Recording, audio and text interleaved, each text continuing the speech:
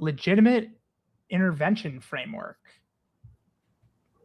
So it looks like it's when an Yeah, exploit happens. Do you know about him? Want to tell us more? yeah, I do actually. This is another project from the African ecosystem, so always good to support that crew because they're very underrepresented when they're one of the larger user bases that we have. You check out Nigeria, it's one of the biggest users of crypto. So, but what these guys do, they're kind of bringing in a little bit of the insurance angle, right? Like, we have Nexus Mutual providing insurance, but they're providing more interesting insurance products for securing Ethereum. In the real world, when you have high value assets, you get insurance.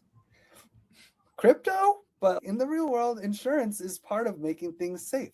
Think of FDIC insurance on banks.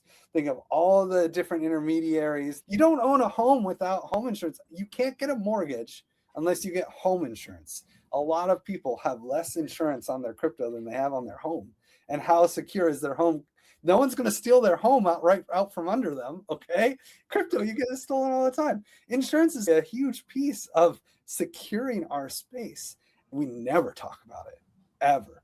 Nexus Mutual is doing a good job, and these guys are more of that crew that's trying to bring insurance mechanisms into our space in different ways, and they're innovating however they can. I got to talk to him about the potential for a white hat insurance. It doesn't make sense to insure the underlying TVL of protocols because the risk and the costs, the math doesn't work. But you could do a bounty program with insurance where if a white hat hacks the protocol, the auditor and the insurance company pay out the bug bounty instead of the project. And then the project pays a monthly payment to insure their protocol.